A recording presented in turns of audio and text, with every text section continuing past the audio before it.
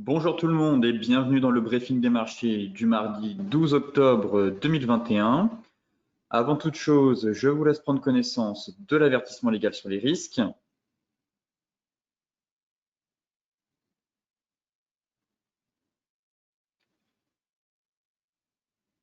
Et tout de suite, direction les marchés où les craintes justement sur l'inflation persistent et forcément pénalisent ce matin les places européennes.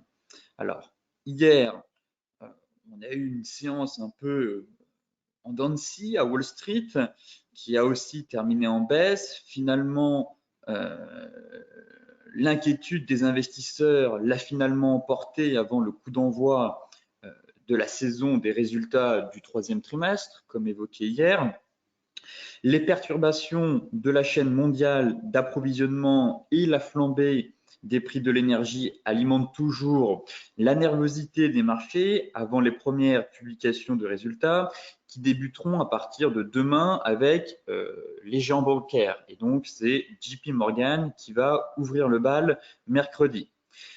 Les indices sectoriels S&P des banques et de l'énergie ont notamment reculé hier et on avait quand même une séance assez calme étant donné que les marchés obligataires étaient fermés lundi pour le Columbus Day, jour férié notamment aux États-Unis.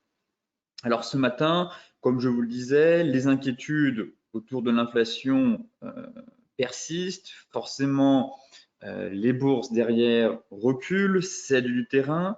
L'appétit pour le risque déserte les marchés face aux craintes persistantes liées à l'inflation avant la multiplication des publications de résultats. En parallèle, les cours du pétrole évoluent certes un peu en dents de scie, mais restent quand même proches des pics atteints lundi, au plus haut depuis 3 ans pour le Brent et depuis maintenant 7 ans pour le brut léger américain, le WTI. Comme je vous le disais, les pressions inflationnistes sont également soulignées ce matin par plusieurs statistiques, comme l'évolution des prix de gros au Japon, plus 6,3% sur un an, comme en Allemagne, plus 13,2%, ou encore la hausse des salaires britanniques, plus 6%. Alors la crainte récurrente de voir la hausse des prix accélérer, le resserrement de la politique monétaire des grandes banques centrales sape une nouvelle fois le sentiment de marché au moment où la publication des résultats va démarrer, ce qui incite à la fois à la prudence sur les marchés, normal. Les investisseurs ne vont pas se positionner avant les résultats. Néanmoins, on pourrait retrouver un contexte favorable aux actions après plusieurs semaines de consolidation ou de recul. On attendait quand même toujours un catalyseur pour essayer de relancer la dynamique haussière sur les indices. On a eu pas mal d'éléments et un contexte macro qui s'est dégradé, le tapering, l'inflation, la hausse des taux, la crise énergétique que l'on connaît actuellement. Bref, comme je vous le disais hier, on a un beau cocktail, des investisseurs nerveux, des marchés complexes et potentiellement un catalyseur aussi à venir, celui des résultats trimestriels. Donc, potentiellement, on pourrait assister à un redémarrage sur certains secteurs, sur certaines valeurs, à la suite de la publication des résultats. Donc, encore une fois, il faudra sélectionner les meilleurs titres, les meilleurs dossiers, ceux qui performent le plus pour profiter potentiellement de l'embellie à venir dans les prochaines semaines. Côté macro, ici justement, ce sont les estimations des bénéfices concernant le S&P 500. Et donc, on constate très clairement que les estimations de bénéfices par action pour le S&P 500 sont sur un plateau. En tout cas, on se stabilise très clairement, comme si on avait atteint un peu un plafond de verre depuis maintenant 2 mois. Effectivement, les bénéfices par action sont attendus aux alentours de 200 $ pour l'indice S&P 500. Ainsi, soit nous avons des analystes qui commencent à lever le pied sur les estimations, étant donné que depuis juin 2020, même un peu avant, les analystes n'ont cessé de relever leurs prévisions des bénéfices par action, et on constate très clairement que depuis quelques mois maintenant, on se stabilise. Alors là, autant on avait eu des analystes très pessimistes, je trouve, les bénéfices par action à chaque fois, enfin la plupart des sociétés du S&P 500 ont largement battu le consensus, des analystes beaucoup trop pessimistes durant les 6-8 premiers mois, enfin les derniers mois de l'année et même les premiers mois de l'année 2021. Et maintenant, on est quand même, voilà, on est de nouveau retourné et même on a même dépassé les plus hauts juste avant Covid. Donc, retour à la normale. Néanmoins, si vous regardez ici, vous voyez que là, on a eu quand même une baisse des bénéfices par action du mois de septembre jusqu'à mars. Pour autant, le S&P n'a fait, lui, derrière, que grimper.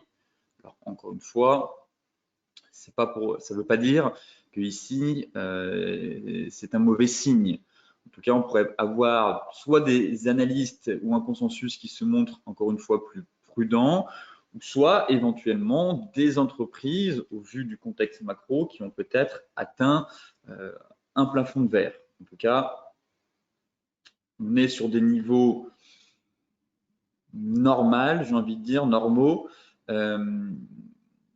Le sentiment, pour ma part, que certains secteurs vont encore très largement surperformer. Bien évidemment, les techs sont attendus au tournant, étant donné que malgré le repli qu'on a eu sur le Nasdaq, c'est l'indice qui surperforme le plus depuis le début de l'année. Donc encore une fois, il faudra être sélectif et avoir une sélection justement drastique, notamment si vous investissez sur les valeurs technologiques, étant donné que vu leur niveau de valorisation, forcément, la moindre déception sera vendue très clairement ou sera sujette à des prises de bénéfices par les investisseurs. Mais globalement, dans son ensemble, je m'attends pour ma part à des résultats plutôt bons dans l'ensemble, pour la plupart des secteurs, mais voilà, un secteur, encore une fois, qu'il faudra particulièrement surveiller, c'est celui des valeurs technologiques et celui de l'énergie aussi, où ça va être justement intéressant de voir un peu quels vont être leurs résultats. Mais la tech, encore une fois, c'est le compartiment où les valorisations sont le plus élevées.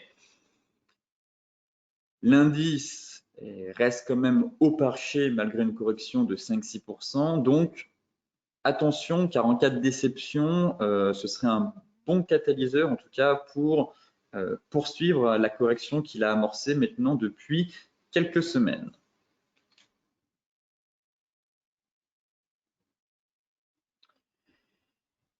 Ici, c'est un graphique qui représente le secteur de l'énergie et les différents cycles. On dit souvent en bourse que l'histoire se répète et effectivement, si on compare un peu tous les cycles haussiers qu'on a eus sur le secteur de l'énergie, que ce soit en 2002, 2009 ou 2016, c'est quand même intéressant de noter qu'on a à peu près à chaque fois la même dynamique au niveau des prix. Ça ne veut pas dire pour autant que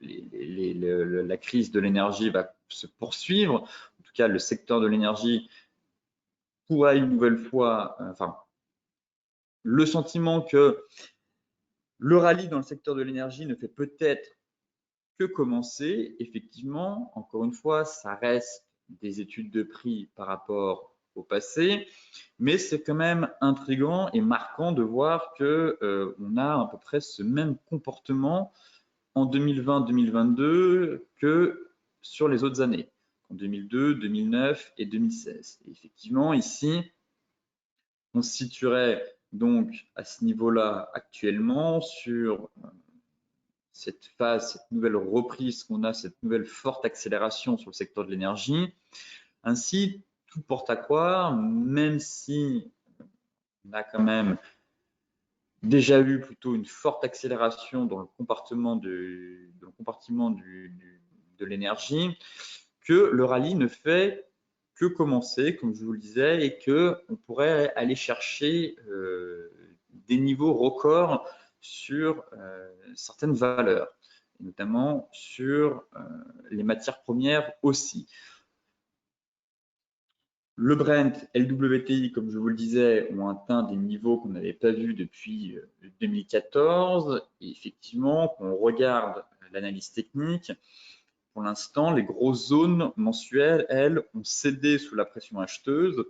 De ce fait, le sentiment qu'on a encore de la place pour aller chercher un peu plus haut sur les matières premières, enfin sur le secteur pétrolier en tout cas. Et parallèlement, forcément, si le pétrole continue son accélération, cela va profiter aux valeurs pétrolières.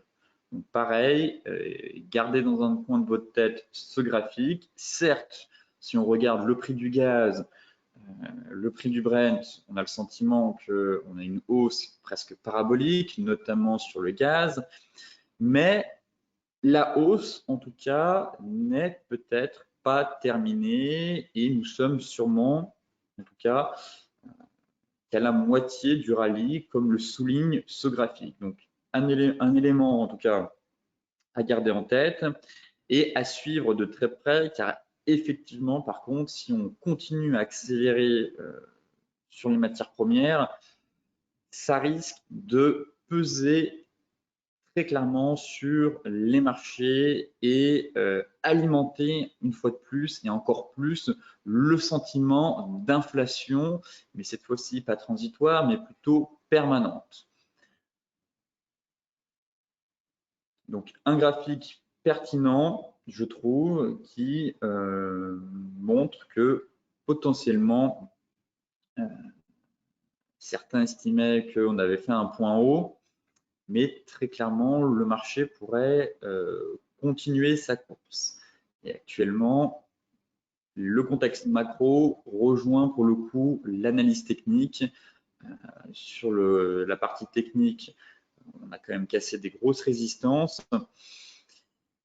et on ne constate pas de repli de ce fait. Par conséquent, je ne serais guère étonné de voir une poursuite de la hausse pendant encore quelques temps, du moins jusqu'à la fin de l'année, avant d'avoir un peu un reflux et une accalmie sur le secteur de l'énergie.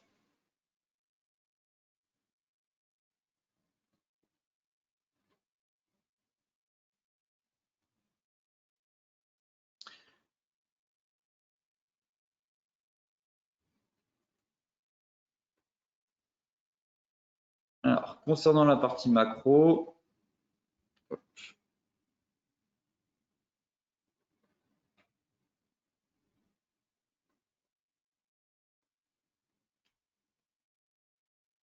le CAC qui continue finalement de faire son yo-yo. Encore une fois, tous les rebonds sont vendus. Ce matin, on a ouvert avec un gap baissier. On tente une nouvelle fois de reconquérir les 6520. Pour autant, je ne suis pas partisan d'être acheteur sur le CAC tout de suite. Pour moi, c'est vraiment l'indécision la plus totale. Les investisseurs sont inquiets en début de séance. Finalement, on récupère une partie de la baisse de ce matin, mais sans grande conviction, encore une fois. Les indices européens ne m'aspirent pas grand-chose, que ce soit à la hausse ou à la baisse. Le sentiment, très clairement, qu'on essaye de se stabiliser sur ce marché, sûrement à l'intérieur d'un range, encore une fois. Finalement, le double creux ici n'a pas véritablement fonctionné. Et surtout, on se trouve un peu au milieu du range. La grosse bataille ici qui a débuté entre les acheteurs et les vendeurs Autant sur certaines valeurs, on a des belles réactions sur des niveaux de support, je trouve. Mais sur le CAC, ça me dérange. Le niveau actuel, pour moi, c'est pas un niveau clé, très clairement. J'aimerais bien soit une nouvelle vague de baisse, très clairement, qu'on finisse cette purge une bonne fois pour toutes et qu'on aille une nouvelle fois sur les 6400. Donc là, ça reste le point parfait, un peu comme sur le DAX vers les 14 800. Ça reste ma zone idéale d'achat, mais pour l'heure, le marché continue de tricoter dans cette zone qui, au final, est assez complexe et plutôt piégeuse. On pourrait même rajouter un nouveau range.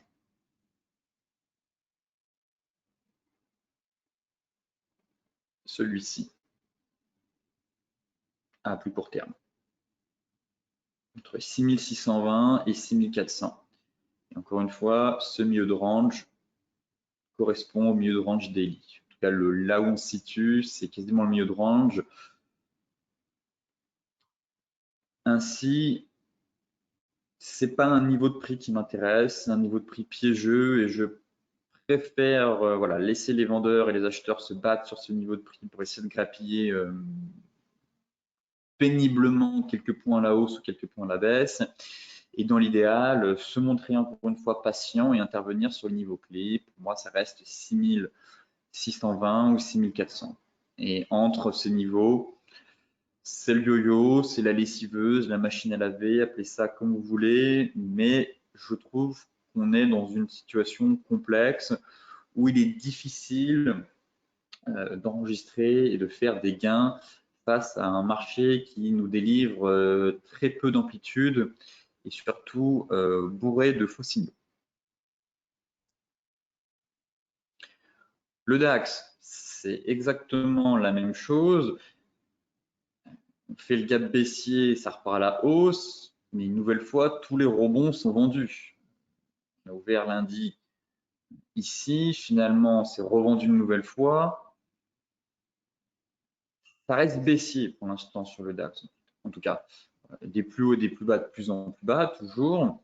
Et pareil, cette fameuse zone d'indécision dans laquelle on se situe en données 4 heures.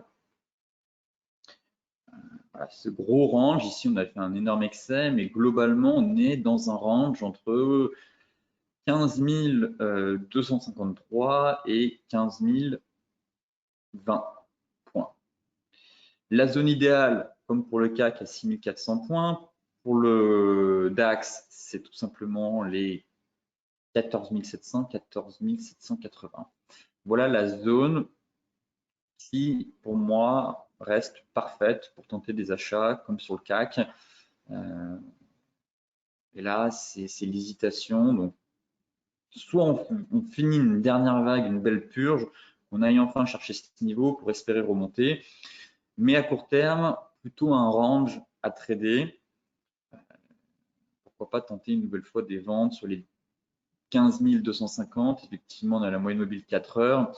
Mais une nouvelle fois, ici, on est clairement sur un niveau de prix qui n'est pas intéressant du tout.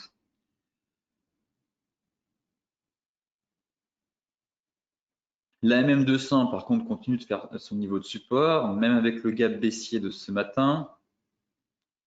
Mais acheter ici, bon, c'est pas un niveau de prix intéressant, comme je vous le disais. Vendre, bah, maintenant c'est trop tard. Déjà, il faut attendre au moins une clôture sous la MM200. À chaque fois, pour le moment, ça tient. Donc là, pour le coup, je passerai plutôt vendeur sous les 15 020. Très clairement, ici, on a une accumulation de mèches. On a sentiment d'avoir un range. Vendeur, pour moi, le plan, ce serait d'être vendeur sous les 15 020 pour aller chercher enfin ma zone ici à 15 780, 15 760. Et sinon, pourquoi pas tenter de nouveau des ventes vers les 15 250, étant donné que la dynamique pour l'instant reste baissière et que dans l'ensemble, tous les rebonds sont plutôt vendus. Mais ici, c'est un peu tard à mon avis pour se positionner sur le DAX. Un indice qui est plutôt propre, encore une fois, mais ça reste l'indice le plus propre finalement depuis maintenant plusieurs semaines, c'est le Dow Jones qui lui respecte vraiment les zones. C'est très propre. Ici, en données daily, on a eu un échec sur la MM50. Rappelez-vous, j'évoquais avec vous le range à venir, juste ici. Et c'est le cas. Actuellement, en plus, on a formé une belle bougie d'étoiles du soir. Ici, on a un gap, à mon avis, on va venir le combler aujourd'hui à 15h30 à l'ouverture. Très clairement, c'est un trou d'air, encore une fois. De toute façon, on assiste à plein de trous d'air sur tous les indices. Ça gap, mais derrière, il n'y a pas de relais, si vous voulez. Les rebonds sont revendus, donc c'est des gaps, mais ce sont principalement des trous d'air et qui sont amenés à être comblés très rapidement. Et si on regarde sur le CAC 40 ou le DAX, finalement, on avait un peu le sentiment d'avoir un gruyère, mais à chaque fois, c'est comblé. Ce gap-là va très sûrement être comblé à l'ouverture. De toute façon, les futurs sont légèrement dans le rouge, je crois. On va aller voir ça. Mais globalement, je m'attends à ce que ce gap soit comblé dans la semaine, si ce n'est pas aujourd'hui. Sinon, revenons à la configuration graphique. Et le range, encore une fois, le range à trader, vente en haut, achat en bas. Sinon, on attend la cassure. Et pour l'instant, on a quand même une belle réaction de l'indice américain entre ces deux bornes. Ici, on a eu un bel avalement baissier hier.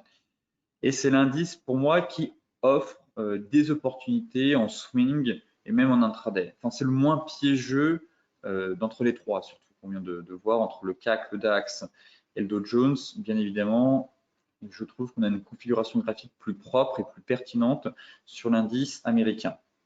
Et là, belle réaction des prix, encore une fois, sur la borne haute comme sur la borne basse. Mise en place d'une stratégie de ping-pong et de trading range entre les deux bornes. Maintenant, si on va regarder les futurs,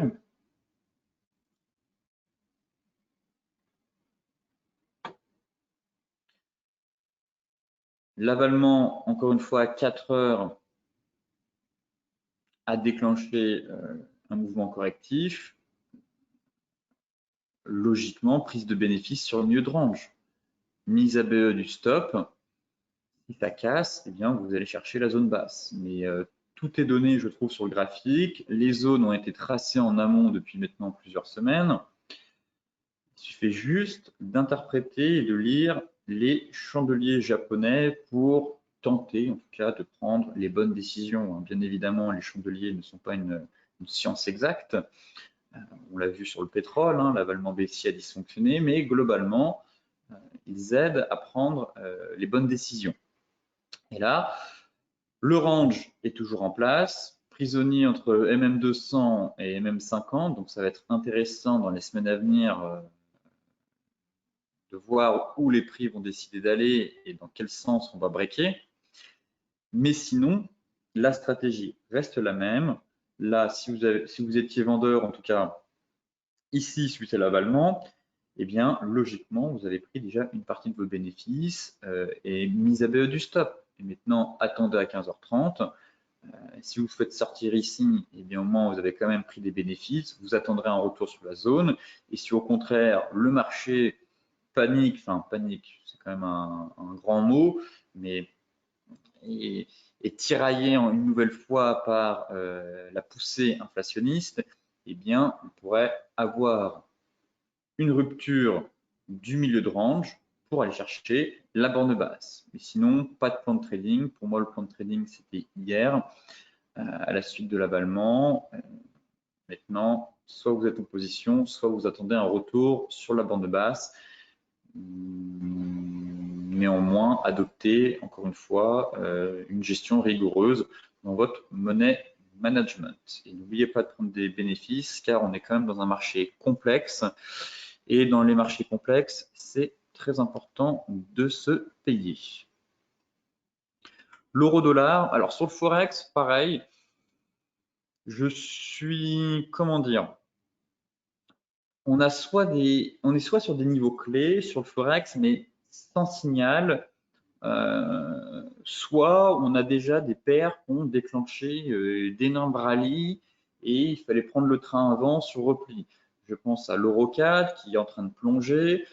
Pareil, je ne veux pas parler de cette paire, mais je vous invite à la surveiller, l'Eurocad, pour tenter une zone, pour trouver un point d'appui pour un rebond technique. En tout cas, on fait une dégringolade depuis maintenant 8-9 séances. Je m'attends à un rebond technique sur cette paire. Donc, l'Eurocad qui est en pleine accélération baissière, l'USD face au yen japonais qui est en pleine accélération haussière. On l'avait évoqué la semaine dernière. Je vous disais de chercher des achats sur repli. Bref, soit on a des paires qui sont déjà en pleine accélération, soit des paires sur niveau de support, des niveaux clés, mais qui ne délivrent pour autant pas de signaux techniques nous invitant à nous positionner et à déclencher un plan de trading. L'euro-dollar, au final, je parlais de cette cassure Tenkan Kijun, elle n'a pas eu lieu. On a eu une deuxième ici, mais j'aurais préféré celle-là, étant donné que ici, la Kijun est remontée. Alors que là, on avait un plat Tenkan et la Tenkan est remontée ici. Alors que là, on avait un plat Kijun et un plat Tenkan. Et ici, la cassure, elle n'a pas eu lieu véritablement sur un plat de Kijun et surtout la Tenkan est remontée. Bref, ça reste quand même un setup intéressant, mais disons que toutes les conditions ne sont pas remplies. Voilà. Une fois qu'on a dit ça, on constate quand même que la dynamique reste toujours baissière. On est en train de sortir par le bas du canal haussier, du drapeau, plutôt un canal, car on n'a pas vraiment une belle accélération, on n'a pas eu un beau mât, donc je vois plutôt ça comme un canal baissier, pour aller chercher la 1,1530, encore une fois. Mais toujours pas de signal haussier. Pour moi, les ventes, c'est trop tard. Il fallait à la limite vendre ici sur les 1,1620 qu'on a eu le rebond. Effectivement, on était revenu taper une zone clé, rebond technique pour revendre. Maintenant, c'est trop tard. On ne vend pas un support. On est proche de la zone 1,1530, 1,1510. J'attends un signal. Et comme on a pu le voir en données 4 heures ou même en données 1 heure, c'est extrêmement baissier. Hein. Les prix sont toujours coiffés par la même 50, par une oblique, des plus hauts, des plus bas, de plus en plus bas, sortie d'un canal baissier. Bon, ma foi, si vous faites un peu de l'intra-scalping, vous pouvez tenter d'aller chercher 15-20 pips. Pourquoi pas, si vous êtes à l'aise avec ce genre de marché. Réservé quand même plutôt aux traders expérimentés, car le scalping sur le Forex, c'est pas ce qu'il y a de mieux, très clairement. Mais sinon, toujours dans l'attente de la zone, pour soit avoir un chandelier, un élément technique qui me dit oui, on a un creux de marché, l'euro va repartir. Sinon, si on enfonce, le plan, c'est d'aller chercher les 1,1460. Voilà. Donc, comme je vous le disais, soit des paires en pleine accélération, soit des paires sur des niveaux clés, mais qui ne délivrent pas de signal. C'est également le cas de l'euro GBP. Pour moi, c'était un peu le plan de la semaine. Mais pour l'instant, ça ne prend pas. Là, on a eu le double creux qui était intéressant. Effectivement, on allait chercher l'objectif théorique, derrière, ça repart. Si on se met en données daily, pas de signal. On n'a aucune bougie qui nous dit le marché va repartir à la hausse. Potentiellement, ici, on aurait pu former un marteau, mais on n'a pas suffisamment de corps. On a une mèche haute qui est plus grande que le corps. Bref, plutôt un doji, ici un short day, là ça prend pas, on a validé le double creux, on a allé chercher l'objectif théorique, mais derrière ça retombe. Bon, pas convaincu non plus, je peux pas me prononcer comme sur l'euro ou comme sur l'euro au dollar ou comme ici sur un quelconque scénario, étant donné que je trouve qu'on manque encore d'informations pour affirmer tel ou tel scénario. À surveiller, comme toujours, on est sur des gros niveaux, euro-dollar 1,1530, ici, grosse zone de support, mais soit une bougie flux directionnelle impulsive qui nous break ici et on clôture sous les 0,8460, dans ce cas-là, une vente avec un stop loss juste au-dessus pour aller chercher les 0,83. Dans le cas contraire, un chandelier, deux retournements ou un autre élément technique si vous utilisez d'autres indicateurs qui nous invitent à une reprise haussière pour aller chercher la MM200. Euro AUD, c'est le seul plan qui se passe plutôt bien pour l'instant. Poursuite du plongeon, c'est parfait. Mise à BE du stop. Là, très clairement, hier, je vous disais de baisser un peu votre stop, étant donné qu'on n'avait pas encore break le support. Là, pour le coup, on a break la M200 et on a break le support des 1,5745. Par conséquent, mise à BE du stop.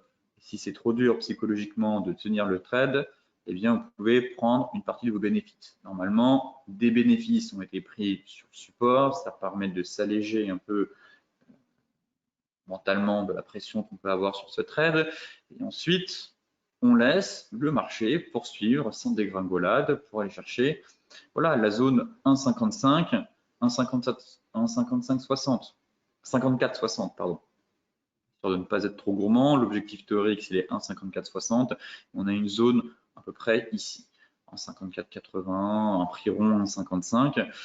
Mais sinon, là, c'est mise à la BE du stop, voire même en stop win, je pense, étant donné la belle accélération baissière qu'on a actuellement sur cette paire. On peut mettre un stop win. Je pense très clairement qu'on peut mettre un stop win, le mettre juste ici. Les plus prudents le mettront là. Voilà. Au-dessus de la même 200.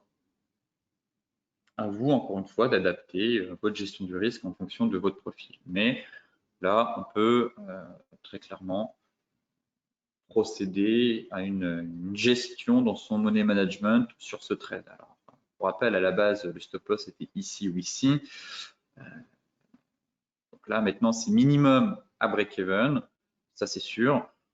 Pourquoi pas en stop win? C'est quand même encore mieux. Et après, à vous, en fonction de votre profil, de le mettre soit ici, soit au contraire, juste en dessous du précédent creux et au-dessus de la MM200 daily.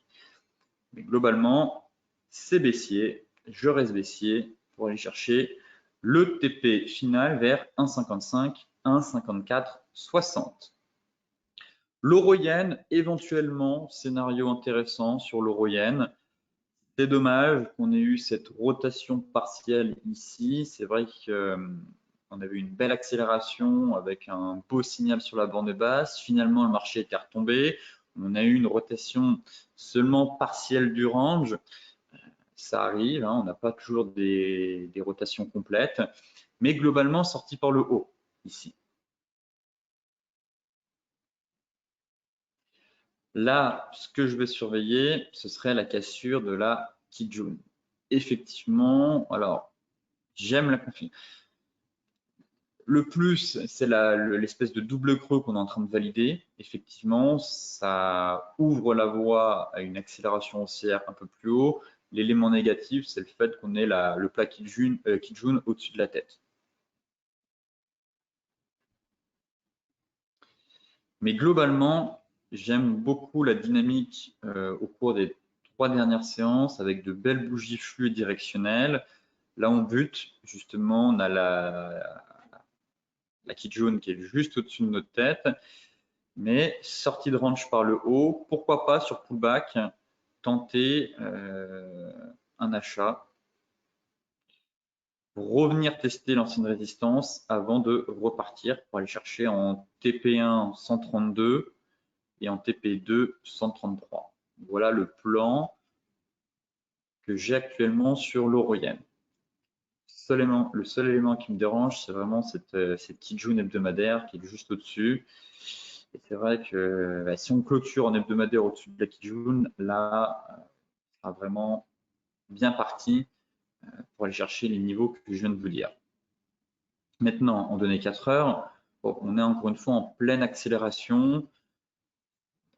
Voilà pourquoi je vous invite à attendre un repli.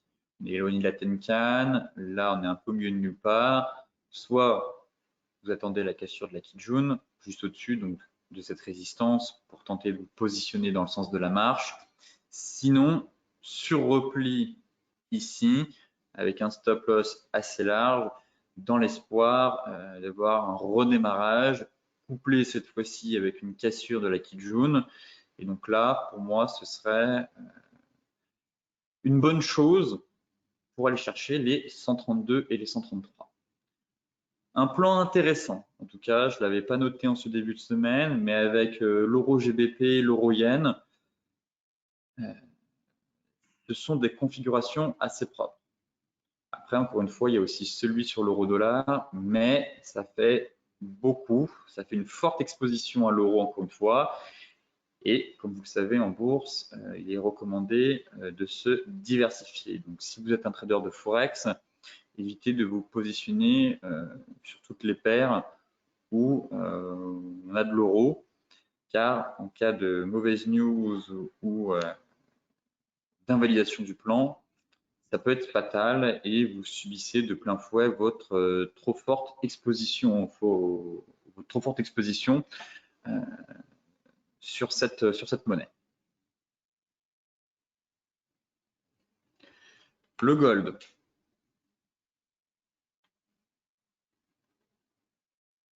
Je suis toujours pas convaincu sur le gold. Pour moi, on n'a pas d'action. On a peu de volatilité, des bougies qui ne reflètent rien sur la direction future des prix. Ça va être très rapide, à mon avis, l'analyse sur le gold. Elle n'a pas changé finalement depuis quelques jours maintenant.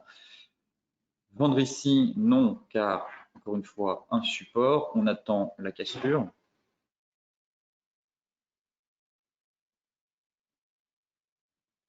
On attend la cassure du support et se positionner à l'achat. Bon, je ne suis pas fan. Je suis pas fan. Encore une fois, le contexte macro, la hausse des taux, la hausse du dollar toujours, ne me pousse pas en tout cas à voir une accélération de l'or au cours des prochains jours. Mais on reste dans un range, effectivement. En données hebdomadaires, on est toujours dans le range, mais depuis maintenant 2-3 semaines, il ne se passe absolument rien. Encore une fois, allez là où il se passe de l'action. Car ici, quelqu'un qui est rentré sur le gold, eh bien, immobilise du capital pour rien, puisque le métal jaune n'a pas donné beaucoup d'amplitude, en tout cas depuis maintenant 3-4 semaines, et donc aller là où il y a de l'action pour ne pas immobiliser une partie de votre capital pour rien, et surtout ne pas rester en mode espoir que le marché parte dans un sens ou dans l'autre. D'où la nécessité, encore une fois, d'intervenir sur des zones de prix définies en amont. Je garde toujours un œil sur ma zone des 1700-1690. Effectivement, pour moi, c'est la zone parfaite. Et là, si le marché réussit à aller chercher cette zone, effectivement, ce sera un niveau très intéressant à travailler à l'achat pour derrière espérer une reprise haussière de plus grande ampleur. Maintenant, le pétrole.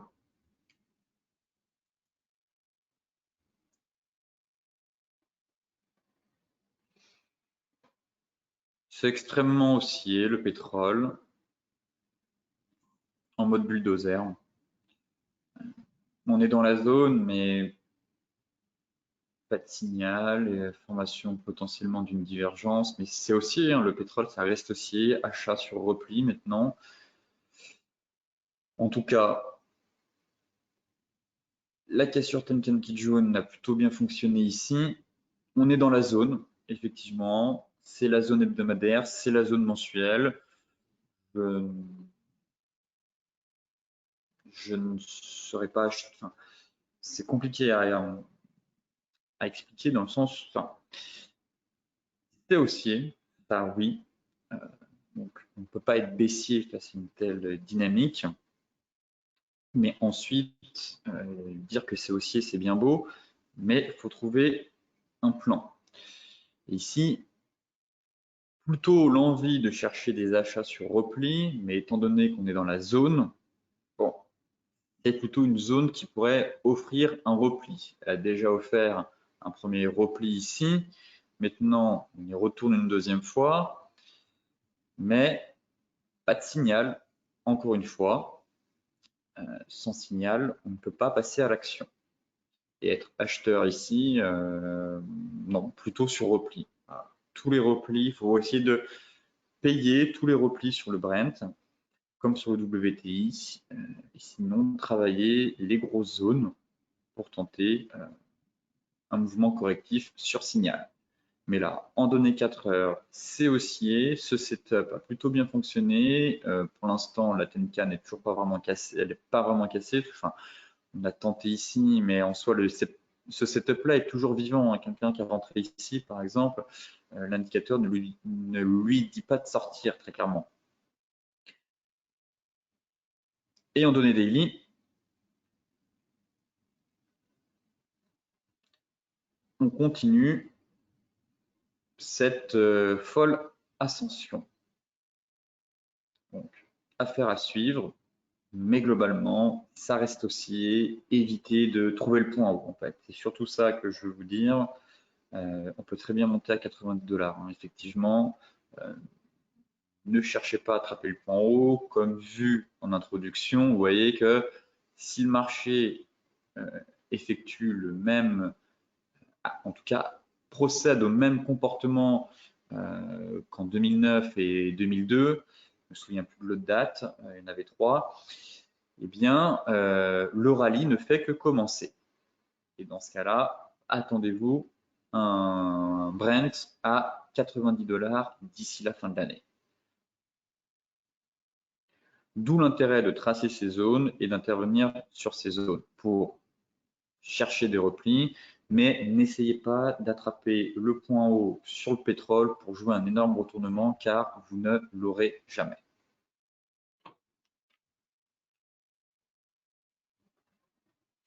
Et là, c'est pareil sur le light, on pulvérise la zone en fait.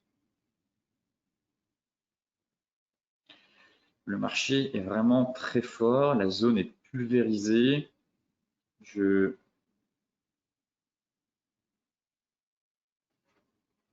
dû supprimer sans faire exprès mes prochains niveaux. Moi, ici, je vais les retracer. Je vous ferai un niveau plus propre sur.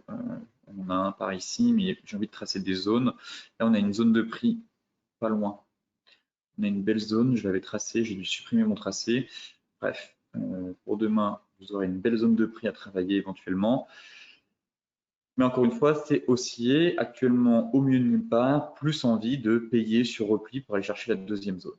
Je pense qu'elle est ici, vers 83,50, 84. On a une belle zone hebdomadaire, mais cassure de la zone mensuelle. Dynamique haussière, les acheteurs ne lâchent rien. Voilà, un repli pour aller chercher la deuxième zone. Encore une fois, affinez votre plan en données 4 heures. Et en données 4 heures, il y a beaucoup de flèches là d'un coup.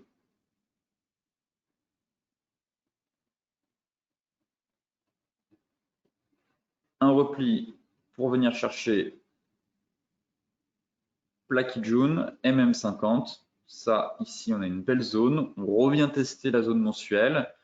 On cherche des achats sur signal ici pour aller viser la prochaine zone que je vais affiner demain. Mais globalement, il me semble que c'est les 83,50, 84. Donc, on a quand même une belle zone hebdomadaire à aller chercher.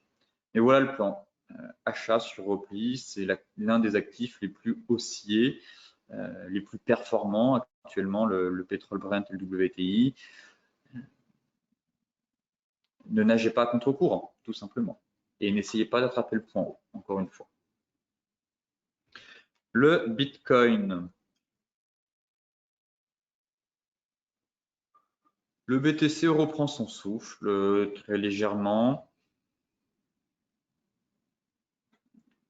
comme évoqué avec vous hier, j'aimais bien la cassure Tenkan dans le sens du flux. On est sous résistance, à protéger assez rapidement. Néanmoins, ce setup suggère une poursuite de la hausse, mais on a quand même un double obstacle à franchir avec notre résistance horizontale couplée à la borne haute de notre canal. Donc là, les prix vont bientôt être confrontés à ce double niveau technique. En données 4 heures, un signal qui suggère, comme je vous le disais, une poursuite de la hausse, mais attention à ce niveau au-dessus de la tête.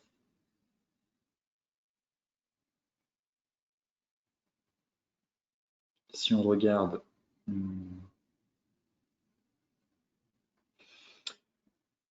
une sortie par le haut du canal, c'est plausible, rare mais plausible, effectivement.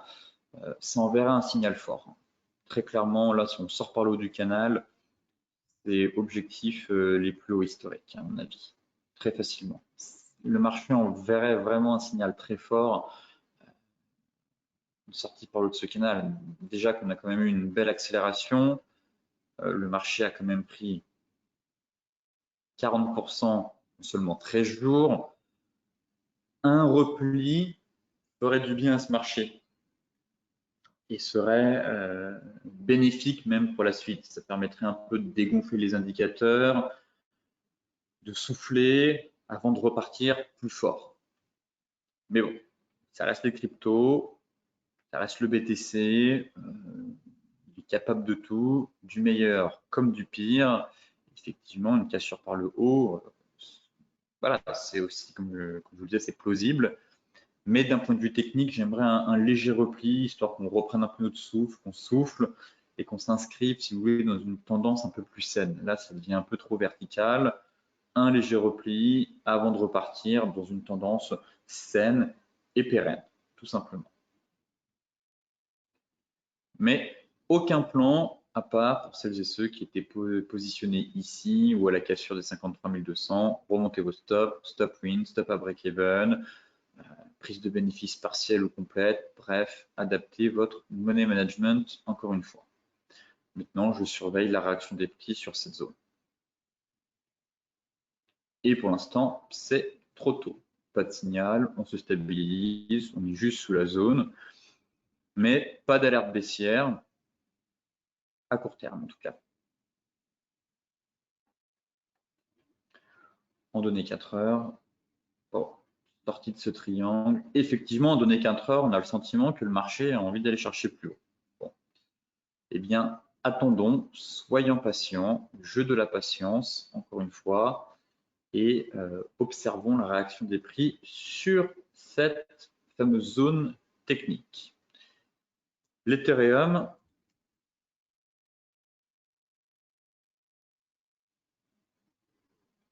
qui cède un peu du terrain ce matin, mais c'est pas catastrophique non plus.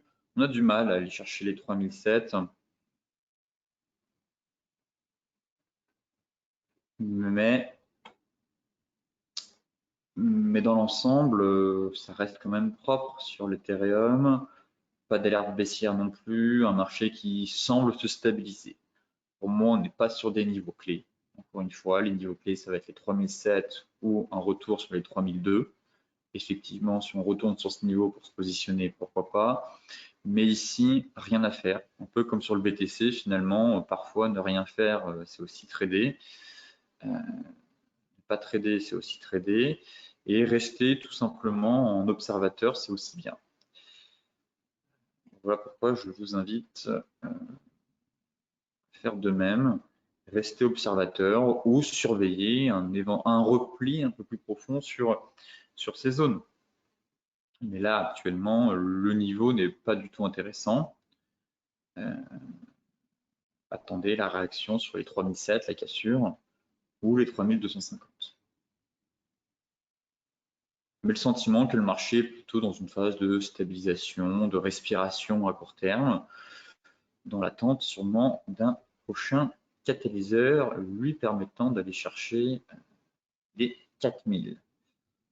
4000, 3250. Et là, on arrivera sur un niveau très, très pertinent pour la suite. Mais pour l'heure, le marché, globalement, reprend son souffle sur l'Ethereum.